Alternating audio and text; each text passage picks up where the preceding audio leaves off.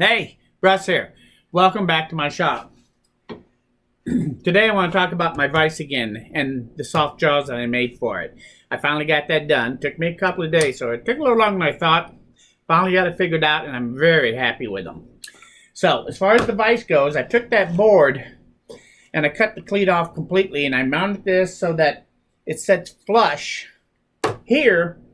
Then I can take and I put one dowel pin, one dowel bench dog in here. And then I just take a couple of F-clamps.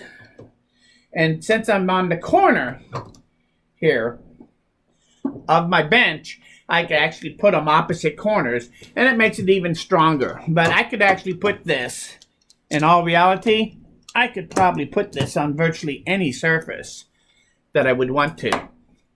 And just clamp it here and here, and it'd be sturdy enough.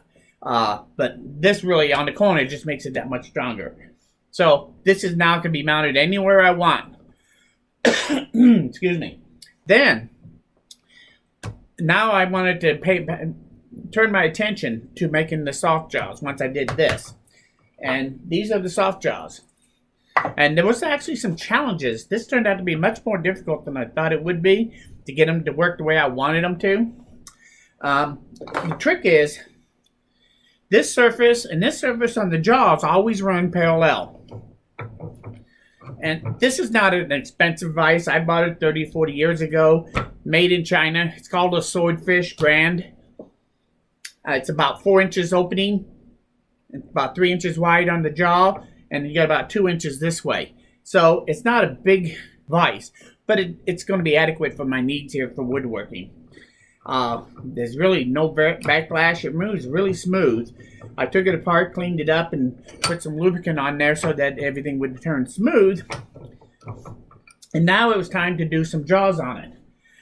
Critical that this is parallel on a vise, so that when they come together, they come parallel. Well, this has a 1/2 inch of surface.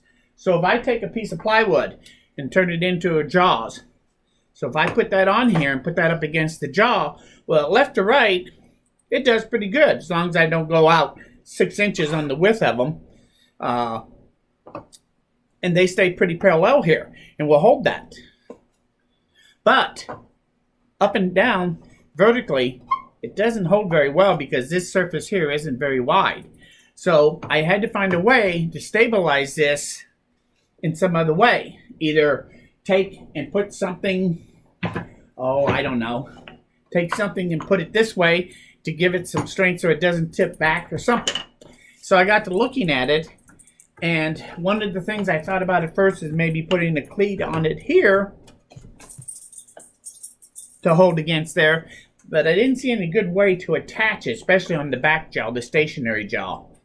So what I ended up doing was I got to looking at it, and I realized that this area here would probably work okay. It's flat this way across on here. Even though it's curved this way, that's not a problem. Because if I put this piece in here and I take something else round like a dowel and put that in there and put this up against it, that actually gives me a full contact area for that to make contact now. And that actually holds this at the point here against here and on the jaw. That will stop this from teetering this way. So now when I open it up and I'm against both surfaces, I don't get that jaw, that moving anymore, that teetering. So this is the trick, is to put something there. The problem is I can put this there, but I have to make sure it's exactly the right width. Because I want this board, like now, it's exactly straight up and down. So in order to get the support down here, I took my dowel, I took it over to my hand jointer, my hand plane jointer, and I started shaving it down until I got it to where it just fits in there like that. Now I can take my jaws, slide this piece in there, like so, put some glue on it, and clamp this down. And once I'm sure that I'm totally parallel, I keep shaving this away until I make this plywood exactly flat. Then I put glue on it, put it in place, and that gives me the fixings for my jaw. And that's glued on there like that. And that becomes the face of my jaw, my soft jaws.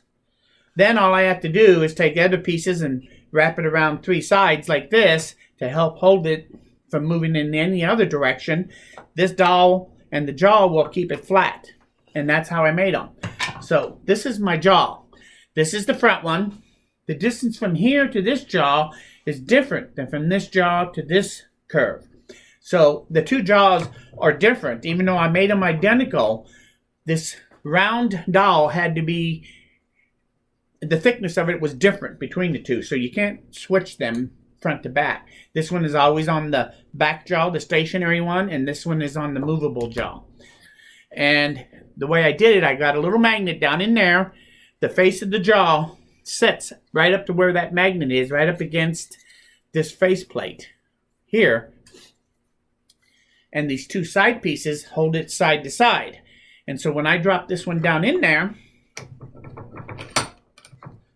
like so, and I push it up in there, the magnet makes contact.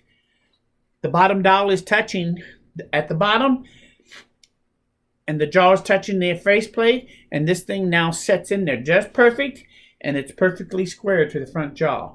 If I take the front one and drop it in, voila. Now I have this perfectly square jaws that are 2 inches by 4 inches, and they're parallel to each other at all times. When they make contact, they're making contact right exactly flat. That's what you want, so that they hold better. Now I can take a piece of wood and throw it in there and clamp it down, and it'll hold it, and there's no racking on this piece. So even if I drop this all the way down here and I tighten it down, these jaws stay pretty well non-racking. So they actually hold up real well. And I can go all the way to the top. Now on the top of the jaws, I will tell you that the top of the jaw is right underneath the thickness of this top plate. And so right here is the top of the jaw. That is what's holding that. So if I hold something in here completely above where that top of that jaw is, so that it's only being held by the very top, you do get a slight amount of racking. It'll still hold it, and it actually will hold it pretty tight, but that's the only time you'll get a little bit of racking. If I drop that down a little bit further so that it's below that face, like this one is above, then the racking starts to stop. And once I get it completely down below get enough surface down below, then it never racks. So if I put something in this way and it's making full contact all the way around, it definitely is not going to move, and it's perfectly flat on them. So these jaws have turned out pretty good. I'm very, very happy with them. They go in and out very easily. And once I put them in place, I know that they're set. And they stay put. So if I take this and push on this, watch this jaw very carefully, push it away, and see how it bounces back? That magnet's kicking in and pulling this exactly in place where it needs to be. And that's where they stay. So if I want to take a piece and put it in here, I can get it in there and lock it down. These stay right where I want them to while I'm setting up and putting my piece in there. So these work really well. They stay put, they stay parallel, and I can know when I clamp something in there, it's going to stay tight. And because I can now go 3 inches wide with the thickness of these pads, I lose an inch, so I still get 3 inches of width. So I can put even something much bigger in here and clamp it down, and that's going to stay put too. So this is really works out very well. Anyway, I'm happy with the way they came out. It's all done with plywood, 1/2 inch plywood, and I also reinforced it with wood dowels just to make sure it wouldn't come apart. I didn't want to do it with just glue. So what I did was, on the face, I put 2 dowels in here, and 1 here and 1 here. And on the top, I put 1 dowel in here. So each piece of wood has 4 dowels going into it. This piece here has a dowel going in here and a dowel going in here. This piece has a dowel going in here and 2 dowels going in here. So there's 4 dowels in every piece of wood on this, and that's what makes this much stronger. And so they're very stable, I think. I think they'll hold up quite well, and they fit perfect. So anyway, the real trick is to get this to stay flat and true at all times. So take a look at your vise. Try to figure out how you can mount this and help hold it perfectly square. And if you do it right, you can get it to where it pops into place exactly every time, and it stays put, so that I don't have to worry about that moving around or falling out while I'm trying to clamp something down. Big success. I think these came out better than I really thought they would.